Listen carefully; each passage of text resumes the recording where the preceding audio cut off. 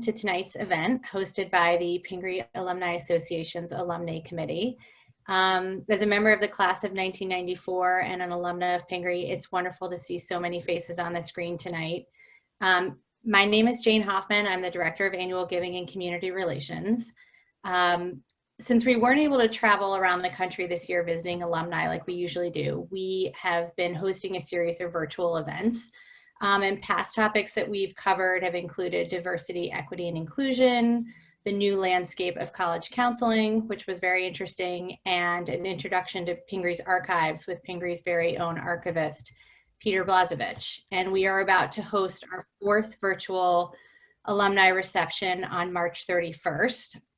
We're going to host a panel discussion comprised of members from Pingry's Arts Department, including Stephanie Romankow, Miles Boyd, and Andrew Moore.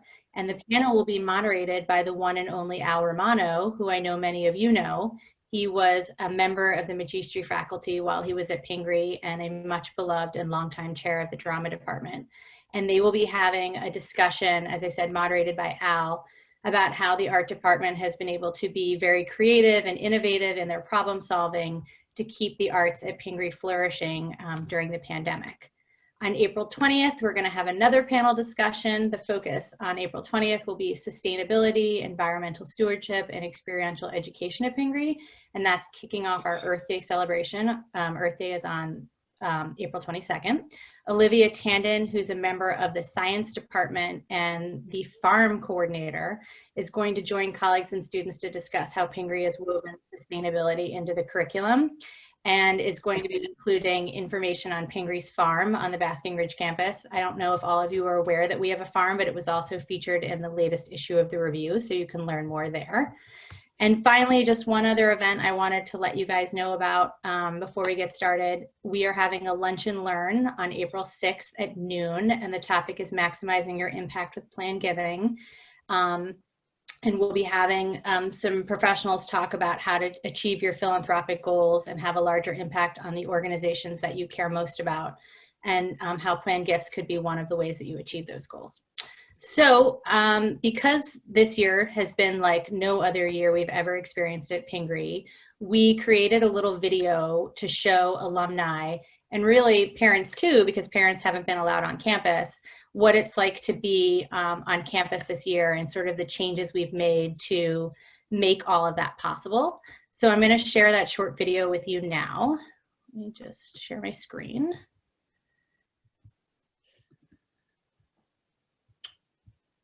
Hold on a second.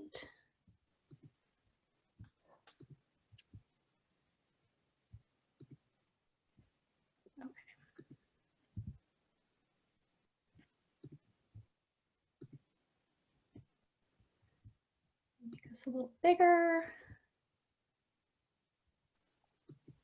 Oh no,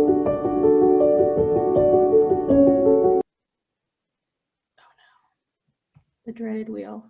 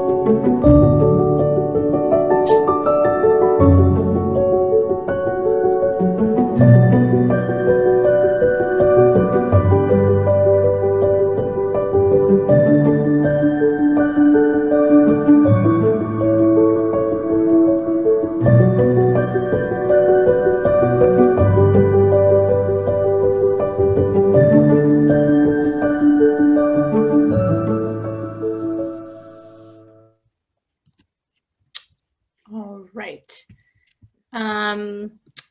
So let me just skip that.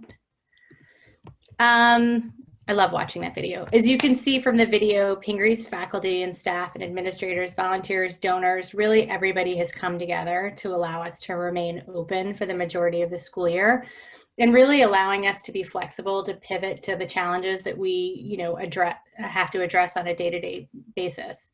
And I think through all of this, Pingry's really been considered a thought leader among schools when it comes to COVID safety.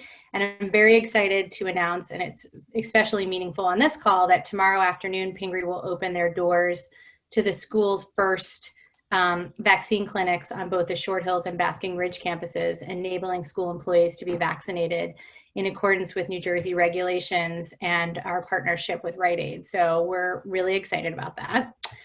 Just a few housekeeping things before we get started. This event is being recorded and may be shared later with participants or with those who are unable to attend live. There will be plenty of time for questions, so if you feel inquisitive at any point throughout the event, I encourage you to submit a question via the chat feature, which can be accessed by the chat button at the bottom of your screen. Please ensure, if you're able to, sign in under your own full name so that we can address you appropriately and address your questions, and we know who's in attendance. If you can, it's always great to include a graduation year or your parent year so everybody knows each other. To edit how your name appears, you can click on the participants at the bottom and then select your own profile and then click More to rename yourself. We ask our students to turn on their camera if possible, but of course, if you're traveling or are not prepared to be on camera, that's perfectly all right. But it's great if you can turn on your cameras. And then finally, if you are not speaking, we ask that you just stay muted so that there's no background distraction. Finally, I would love to give a very special thank you to Maya Artis, class of 2009, and Kate Smith, class of 2000, who co-chair the Alumnae Committee for the Pingry Alumni Association. Along with their incredible committee members, they've planned some really wonderful opportunities for members of the Pingry community to connect and share experiences like this. And I'd also like to thank Allison Little, class of 82, and Kathy Sartorius, class of 92, for helping to organize tonight's wonderful event and moderating the chat. And now I'm happy to turn it over to Kate Smith, who is going to introduce our wonderful speaker and fellow alumna from the class of 2000, Dr. Purvi Parikh. Hi, everybody. Good evening. Thanks so much, Jane. Before I introduce Dr. Parikh, I just want to echo Jane's thanks to Kathy and Allison, as well as to Stacy Schusler, for all of their hard work organizing, preparing this event. This is the first of what will hopefully be a quarterly speaker series. So we're really excited to have this group together. And also, if anybody has ideas for like future topics that might be of interest, we are all ears. So please feel free to send them our way. So with that, I'm truly honored to introduce Dr. Purvi Parikh this evening. Purvi and I were friends and classmates at Pingry. We played sports together. We rode the bus together. And at that time, I would have never guessed that 21 years later, we'd be a year into a global pandemic, being able to look at each other virtually, not in person, and that I would be introducing her as, an expert in the very virus that has brought us together virtually today. And I think while a lot has surprised me this past year, what hasn't surprised me has been to see Purvi's success in the medical field. Today, Dr. Parikh is an allergist and immunologist who is one of the physician researchers on the COVID-19 vaccine trials. In addition to her medical contribution, she's been very active in the media, sharing her knowledge as a featured expert on COVID-19. So Purvi, Dr. Parikh, thank you so much for joining us this evening. I know you are a very busy lady, but we really appreciate you joining us and for sharing your insights into a topic that I think, we're all too familiar with, yet still trying to fully understand. So with that, I will turn it over to Purvi, Kathy, and Allison to get things started. Yeah, thank you. Thank you so much for having me. And I almost had a mini heart attack when you said it's been 21 years since we graduated. But I guess I have to come to terms with that on my own. But yeah, it's been an interesting time. And I've had the privilege of being involved as one of the researchers in multiple, actually, of the COVID vaccine trials. So being an immunologist, I felt this was the main way I could help out in a time of a lot of hopelessness early on in the pandemic, especially being in New York City when the surge kind of ravaged our city and many of our friends and family members. So I've been involved with the Pfizer, AstraZeneca, and now Sanofi COVID vaccine trials since last May. So almost approaching a full year. I can't believe, how fast time flies. And I was just going to kind of have this as a conversation, basically, to hopefully answer everyone's questions and hopefully calm some concerns, because as much as this is a viral pandemic, it's also a pandemic of misinformation. And a lot of what's out there, I know it's hard to know what to trust and what to rely on. So I hope I can help as someone who's on the inside of a lot of these vaccine trials. I was just going to start with just a brief overview of kind of the 3 candidates that are out now for emergency use approval in the US. And then I was going to hand it right back over and we could just get to your questions. So Moderna and Pfizer, which were the 2 approved nearing the end of 2020, were using kind of a new platform called messenger RNA vaccines. And I know many people were concerned that this is the first time we're using these vaccines and they're rushed and, we're all guinea pigs. But to be honest, these vaccines came after almost 30 years of research using messenger RNA in other vaccines, in other spaces such outside of infectious diseases, like in cancer treatments, oncology treatments. So actually, it wasn't that new. We were building off of research that was already there for almost 30 years. And to be honest, I think this is really going to be the vaccine of the future. The simplest way I can describe it is that, it basically is like a recipe or a cheat code, or for those of you who have kids on Snapchat or are on Snapchat, I'm not on it, but, basically it sends a Snapchat message to your immune system and then it goes away. So the vaccine doesn't stay in your body. There's no virus in it. It can't incorporate into your DNA or any of those crazy conspiracies that I know that are floating around. But what does stay is that your immune system then uses those instructions to mount immunity, mount an immune response. And I think it's a very interesting way to, battle an infectious disease. And it's much easier to get that produced on mass scales, especially during a pandemic, when a lot of our traditional ways of making vaccines could take years. And then Johnson & Johnson, they use a little bit different technology, and basically they use an adenovirus, or which is the common cold virus, inactivated, and that acts as kind of a vehicle to transport that information about the virus to your immune system. So again, we're getting that same effect of your immune system making antibodies to fight the infection, getting their other cells like T cells ready to fight the infection, but without actually making you sick with the actual virus, either dead or alive. So it's a great way, again, even this other technology to get a vaccine and mass produce it so we can get out of this pandemic sooner.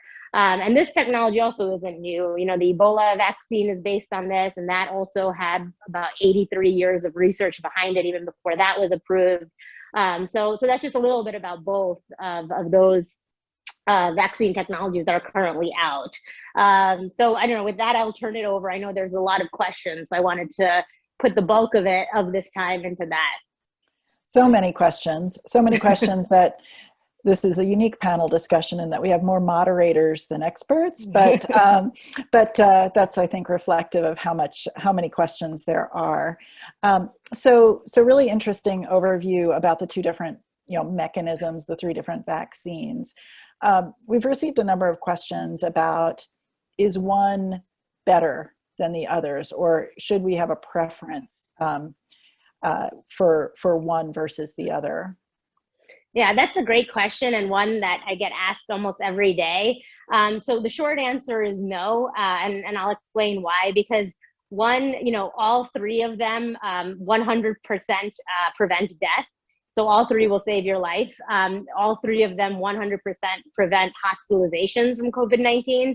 So those are the 2 scariest outcomes in my mind. You don't want to end up in the hospital, because even if you don't die, there's so many complications that come with this terrible virus. So, and they all are very, very efficacious in preventing severe disease. So even some people who don't end up in the hospital have a lot of severe complications from COVID-19. So all of those, they're very efficacious equally across the board in that. It's hard to compare if one is better than the other, because the problem is the Moderna and Pfizer data, much of that came out before we had these circulating variants. So the only way to really know, for sure, if one is better than the other, we have to study all three of them at the exact same time, in the same populations, in the same cities, to really say that. If all three were studied at the same time, I would bet that the overall efficacy would probably be very comparable. So that's, I hate saying one is better. I think the best one is the one that you can get the soonest, because I've seen people get sick waiting for the vaccine. I see people getting sick between the two doses since it hasn't had enough time to take effect. And this virus is so variable. We don't know, who will get very ill and who will get a milder form of it. So I say take whatever you can get first. And that's the same advice I give to my family, my friends, my patients. And on the kind of topic of the variants too, all three are pretty good with the UK variant. I know there's a lot of question now. There's so many other circulating variants, and we keep hearing different information on efficacy, but they will all, even with variants like the South African one, which we're seeing maybe the vaccines might not be as effective, it will still prevent those horrible outcomes. So it still holds up strong against death, against the hospitalizations. And, all the companies are now studying to be able to adapt quickly if we need to. Great. Thank you. And also, we had a lot of questions regarding specifically children, whether, I guess the first one being, is it safe for college-age kids to get the vaccine? Right. So Pfizer currently is actually approved for 16 and up. So yes, it is safe for college-age kids, and quite a few already have received the vaccine since the rollout in December. And now many states have opened up vaccination to age 16. So Alaska is already vaccinating 16 and up. Arizona is. I just heard California will be very soon. So yes, for college age kids, absolutely. Mm-hmm. So one of the questions that comes in frequently is once you start to have parents or family, you have the parents vaccinated, but maybe young children who are less than 16 who aren't yet able to be vaccinated. How do we think about precautions and safety when you've got kind of a mixed bag there? Right. This is it's not going to be a light switch, where we can go back to normal. Unfortunately, we're still going to have to make those risk benefit decisions until we can get even children vaccinated as well. The good news is overall in this pandemic, it seems that, children don't get as sick, as adult counterparts.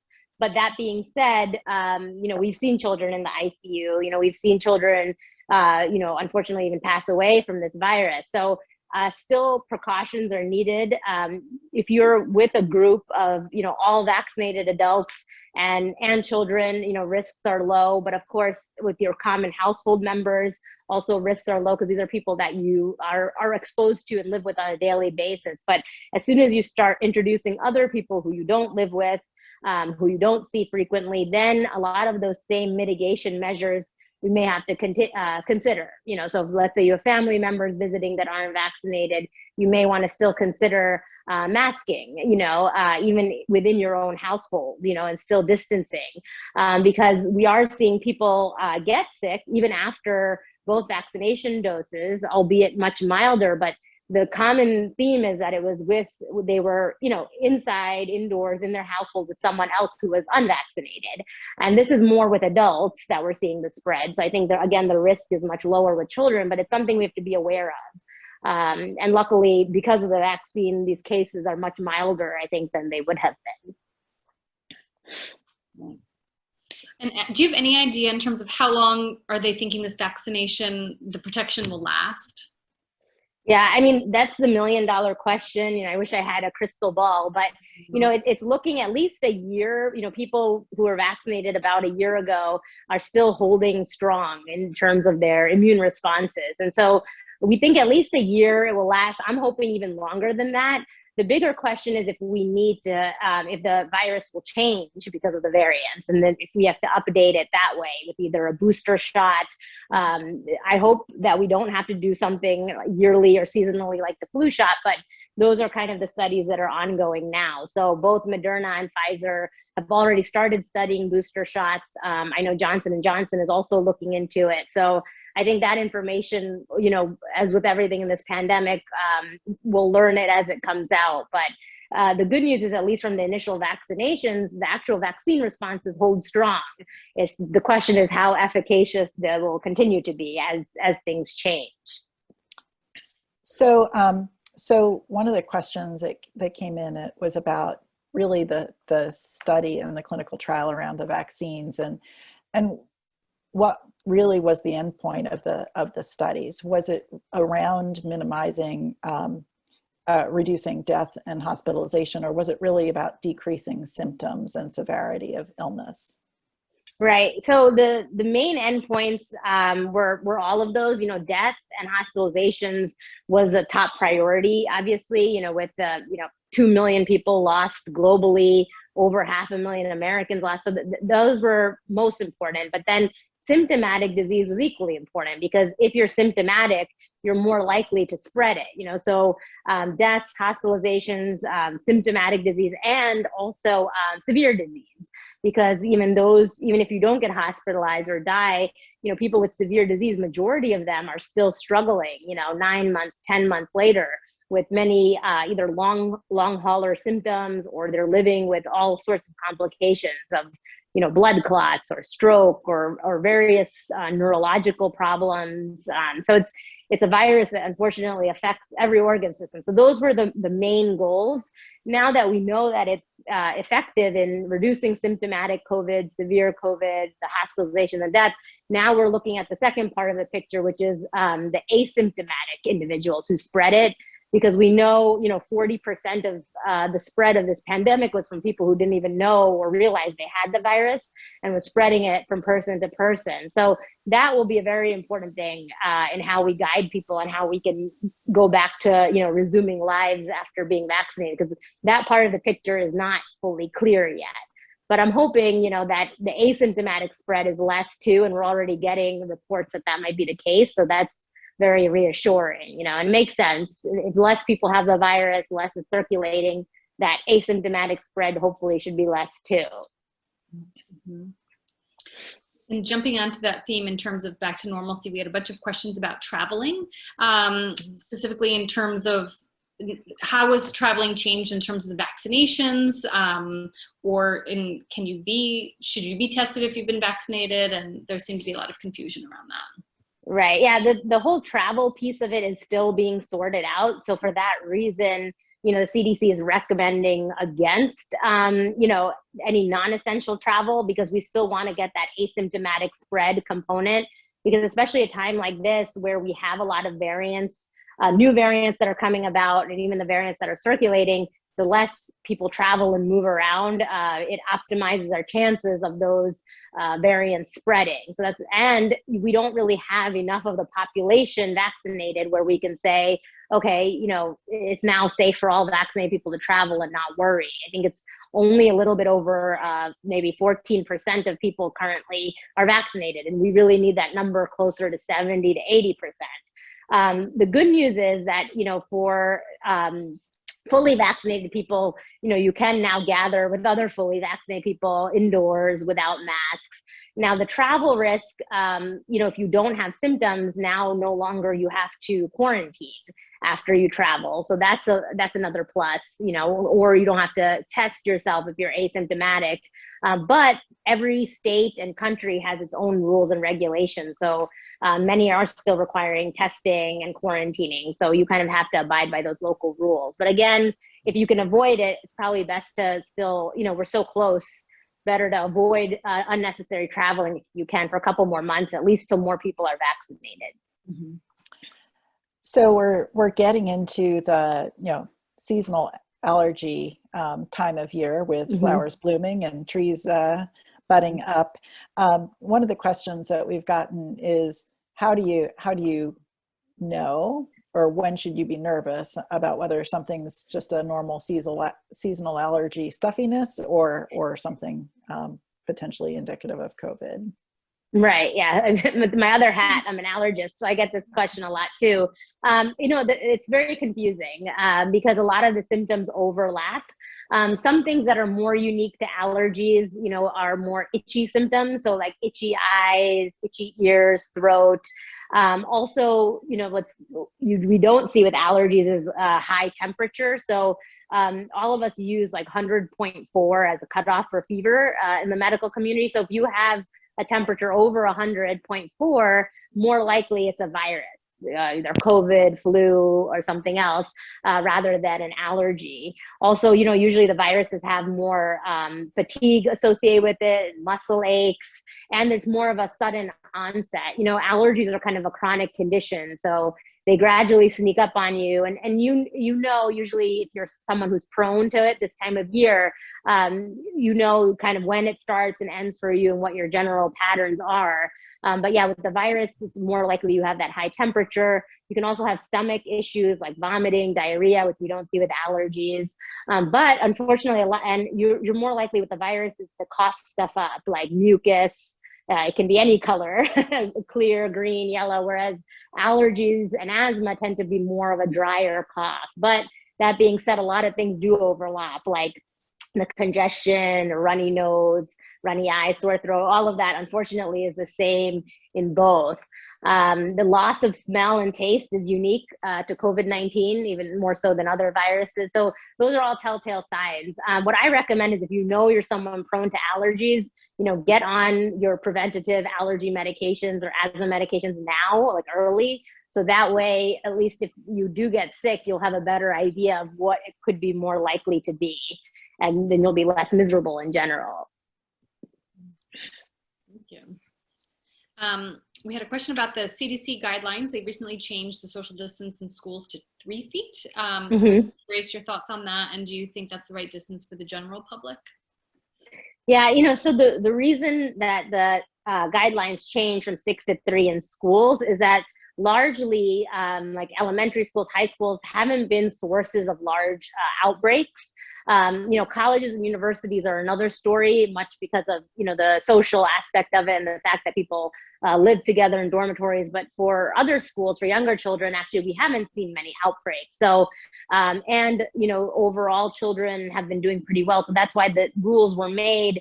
The guidelines were updated to the shorter distance. However, that being said, I have a colleague who helps schools determine these rules. She's a pediatrician, and she said it really depends where you are too, because in certain areas of the country, they've actually had to go back to the 6 feet if they're seeing surges of cases, even in the school. So it's still like dynamic, but it's actually a good sign because at least then for children, at least, where that social interaction is very important and where we know there haven't been big outbreaks, it's safe. I wouldn't jump so far for the adults quite yet until I think more people are vaccinated and that community spread is less. Because unfortunately, many places the cases are going down, which is great, but we're still seeing some areas of the country where cases are going up, even despite vaccinations being ongoing. So I think it's too soon to say that for the general public. There was I don't know if you saw it, but there was a rather disturbing article in Bloomberg just that I saw yesterday about whether we might be in a sort of perpetual pandemic, and that the proliferation of variants might outpace our ability to produce effective vaccines and actually get to some level of herd immunity. Don't mean to be Debbie Downer on this call, but what do you think of that point of view?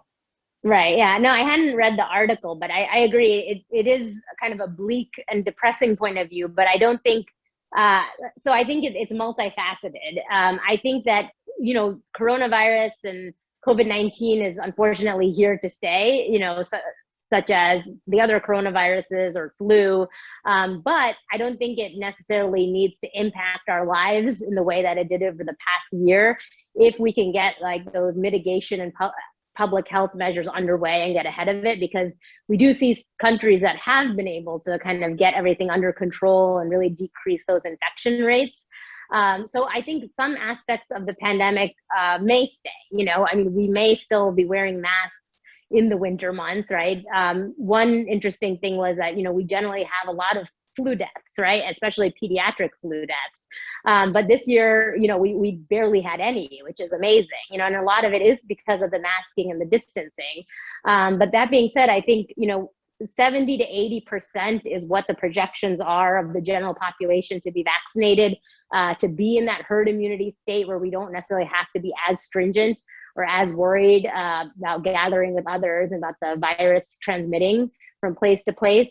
So I think we will get there because, as vaccine hesitancy is coming down, more people are getting vaccinated. The question is, it's kind of like a race against time, because the virus needs us to replicate, and mutate. So that's how these new variants come about. So if we can outpace that, if we can vaccinate faster than the virus can replicate, then all new crazy variants won't keep coming out. Then it won't have a chance for the virus to evolve in that way. So it kind of all depends on us in a lot of ways, if that Bloomberg article proves to be true or not. If we can, keep distancing, masking, and get as many people vaccinated as soon as possible, then it's less likely that, we're just going to keep seeing variant after variant, But, I'm optimistic. At least now we have some defense against this virus and the variant. So hopefully it won't be the case that we're stuck in a perpetual pandemic. We still have a few other questions we can reach out, but we also just wanted to see what everyone else is thinking on the call, and if anyone else has any questions they would like to add. These were some of the pre-submitted questions, but we'd love to hear from everyone on the call as well. I got a chat with a question, and the question is, what do we know about, does the vaccine prevent transmission, and if not, would that increase the spread with asymptomatic carriers? Right. So that is the part of the puzzle that we're trying to sort out.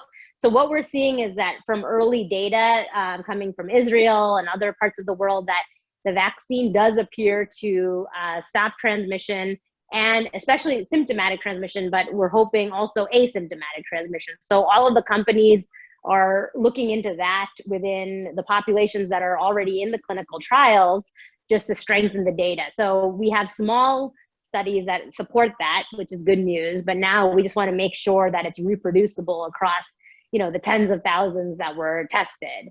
And if it does show to be the case, then that's much better. Then we can actually move towards the new normal faster.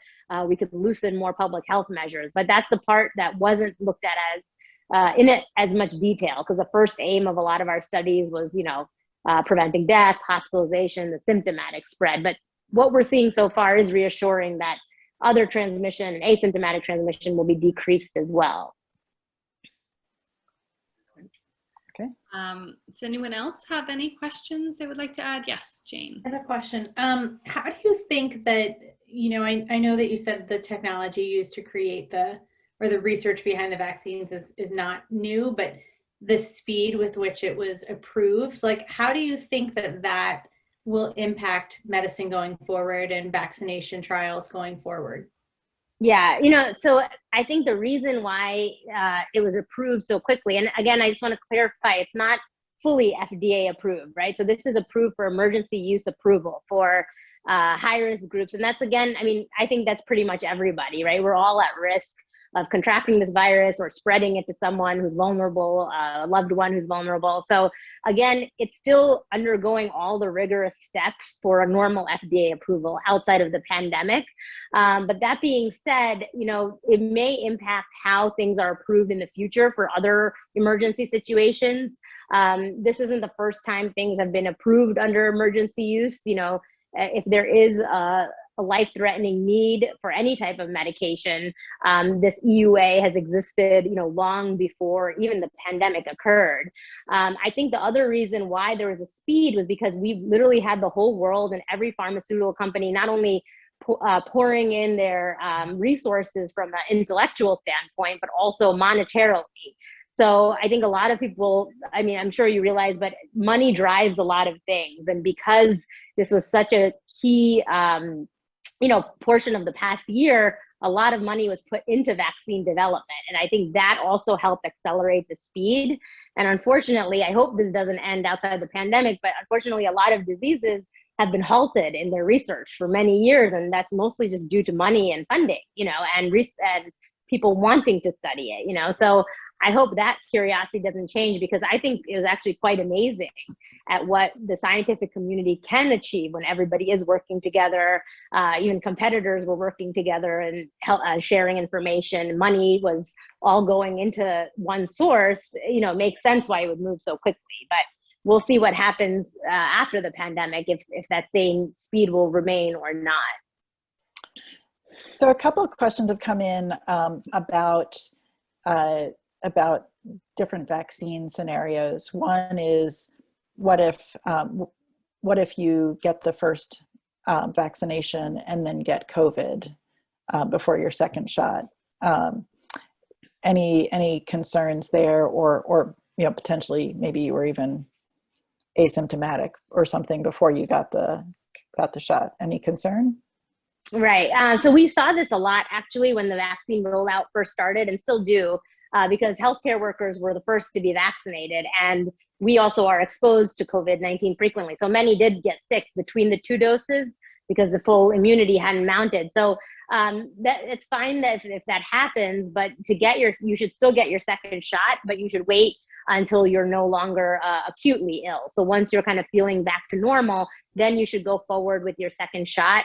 The only exception to that is if you received that monoclonal antibody treatment for when you got ill. So both Regeneron and Eli Lilly have the monoclonal antibodies for people who have mild or moderate COVID. Then you have to wait 90 days till you get your second shot. But there's no harm in delaying that second shot until you're feeling better, or until that antibody treatment window has elapsed. But otherwise, we tell everybody, even if you get sick before your first shot, once you're feeling back to normal, go ahead and get your vaccine. And a couple other ones about timing on vaccines. Mm-hmm. What if you've just recently had the shingles vaccines? Is there a need to wait before you go ahead and get the COVID vaccine? So no, not necessarily. There's not really a medical reason, but I have heard that a lot of the vaccine sites are making people wait 2 weeks between shingles or any vaccine, actually, just as an extra precaution. So that might be a rule of whatever local site that you're going to. But from a medical standpoint, there really isn't any reason to space the vaccines out. In the clinical trials, we had to space them out. People couldn't get vaccines 28 days before or after the shots, but that was more just from, like, in a study, you have to make absolutely perfect circumstances. But in real life, there's no medical reason why you wouldn't be able to have them together. But you may want to check with your local vaccination sites, because some of them have their own rules about that. We had a question in the chat. What is your perspective on some comments that have been circulating that the vaccine could interfere with fertility? Right. Yeah. So that's a question that I get a lot.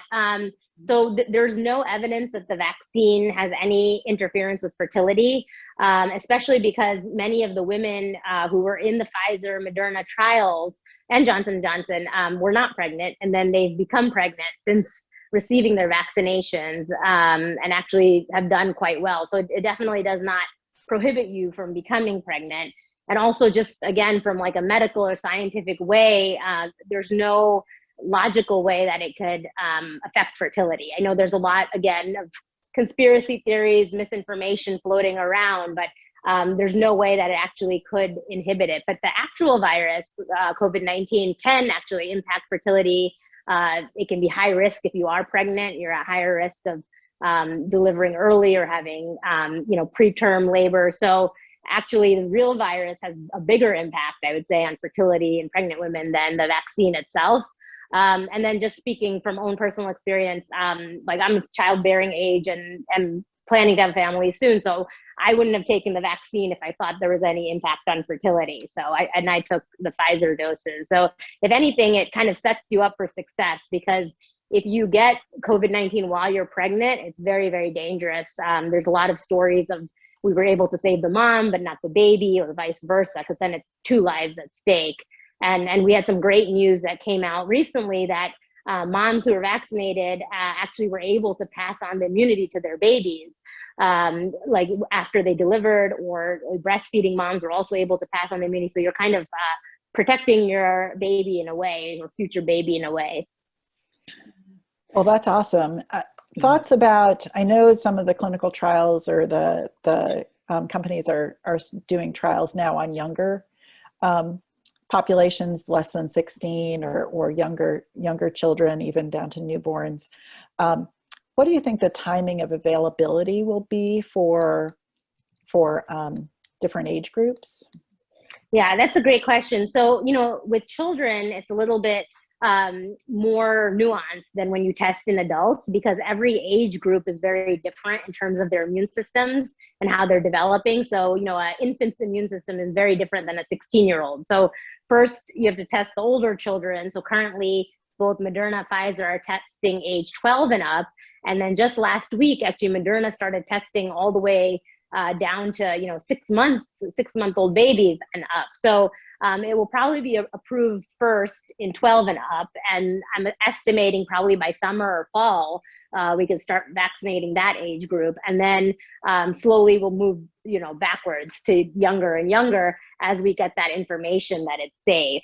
So they're estimating that by winter of 2021, so near the end of 2021, hopefully we'll be able to vaccinate the younger children, like under age 12. Great. Anyone else have any questions they wanted to ask live? We had one other that came through earlier, that at the start of this, many doctors canceled routine checkups because of the virus, and it may be that some are now overdue for the usual appointments. And should we get on with that? Is it time to get on with that, or still be cautious and waiting? Yeah, absolutely. Unfortunately, other medical problems don't stop just because there's a pandemic. And as a result of the pandemic, many people delayed care.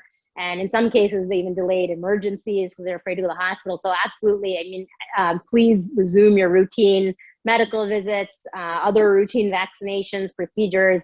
Now's an ideal time to do it as more people are being vaccinated, as the cases are coming down. If you personally are fully vaccinated, then, luckily your risk is very low. And the good news is many healthcare workers are vaccinated as well. So, wherever you're going, ideally, most of the people there also are vaccinated. So I think now is an ideal time to kind of address the other medical conditions on hold before things get worse. Mm-hmm. And, when do you think, a question about sort of return to normal over time, and what sort of level of precautions, we should be taking, whether it's, masking. Obviously we're still masking and all of that at this point, but when do you think when will we know it's safe to stop? Right. Whether Yeah. it's So masking or wiping down groceries or whatever your, precautions are. right. So the ideal kind of herd immunity number is between 70 to 80% of the general population vaccinated. And I think, that number includes obviously children as well. So we're still quite a ways from there, because right now the current estimation is we're around 14 to 15% of our country vaccinated. So it's still a ways to go. The masking thing is interesting because as you may have noticed, many Asian countries continue to mask even, pre-pandemic. And that might be something that we may advocate for, might not be mandatory, but might be still a good idea in future winter seasons, because not only does it protect you from COVID-19, and God forbid if another pandemic like this came about, but also flu, which is a big killer in the winter. The cases were very low this year. We barely saw any deaths or even pediatric deaths. So that the masking aspect might be here to stay, but it might not be as stringent or as enforced in the future. But we really need to see at least over 70% of our population vaccinated. Unfortunately, there's no infectious disease since, you know, the history of time that's reached herd immunity on its own without a vaccine. So, you know, that those theories about just like waiting it out, you know, that would take forever. I don't even think it's possible based on other infectious diseases. We had one other question in the chat that you alluded to, but I just wanted to read it and see if there's anything else to add. Given the Snapchat quality of the messenger RNA vaccines, what's the current thought on potential protection for newborns when the mom was vaccinated before 30 weeks?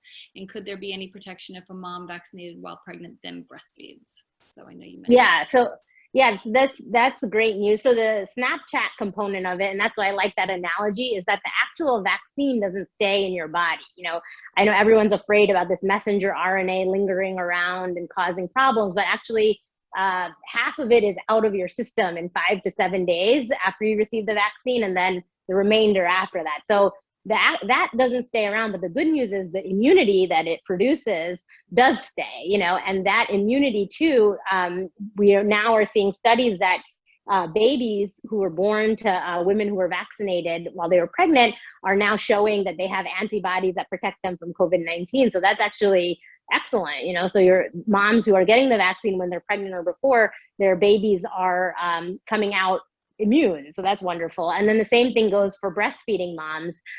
We are now seeing evidence that, again, you're not going to pass the vaccine while you breastfeed because it clears out of your system, breaks down very quickly, but you will pass on the immunity to your baby. And we see that with everything because the first 6 months of life, anyway, babies rely on their mom's breast milk to get a lot of antibodies and a lot of their immune system. So we're finding that the COVID-19 benefits from the vaccine are being passed on to the baby that way too. So it's kind of like you're protecting, you know, 2 for 1.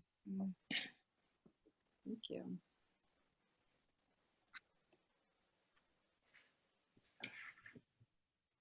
Does anyone else have any questions? Anything they want to add?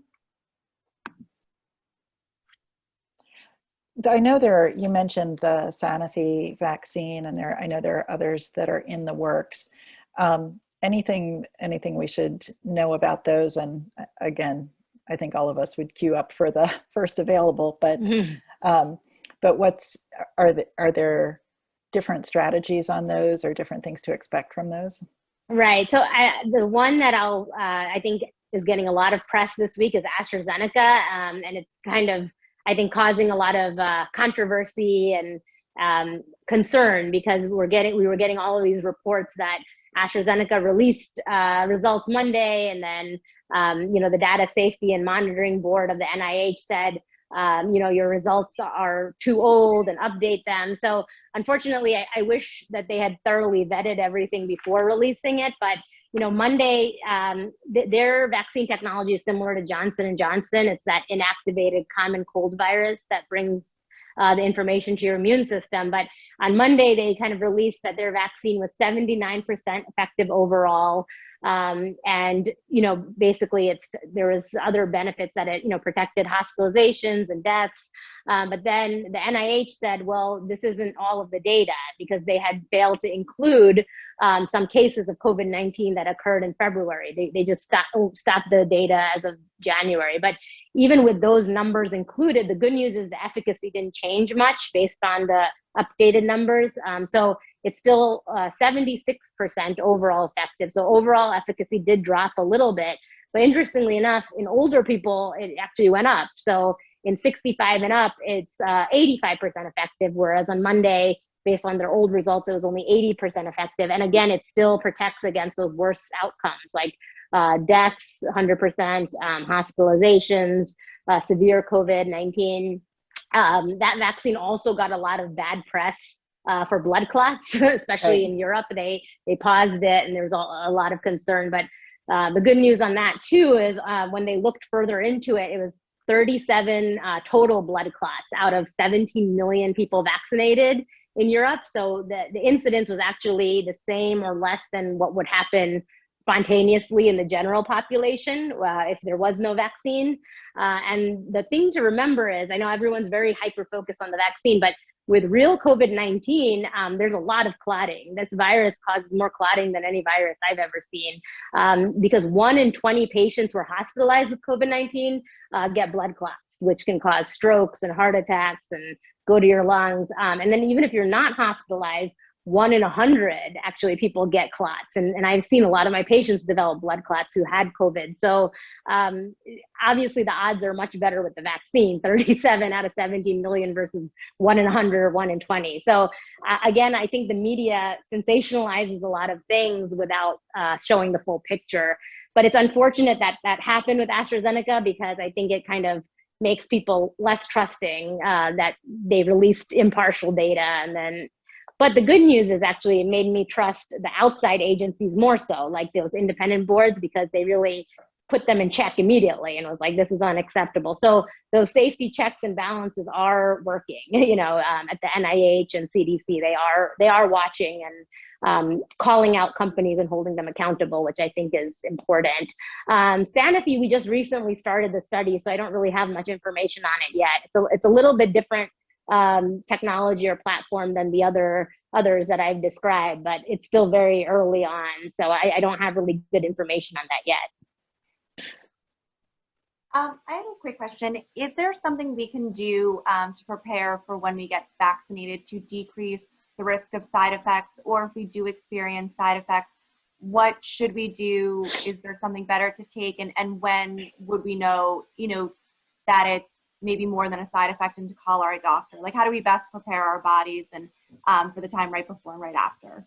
Right, that's actually a very good question. So, you know, you don't necessarily have to take anything before preemptively. Usually with the first shot, most people don't experience many side effects. They might get arm soreness, you know, but outside of that, most people get the side effects with the second shot. And then you can feel kind of run down. You can get fever, muscle aches, headaches. You feel kind of like flu-like symptoms. But the good news is it's about 36 to 48 hours. Not even everybody experiences that. But if you do experience it, you can take Advil, Motrin, Tylenol. You can make sure you hydrate very well.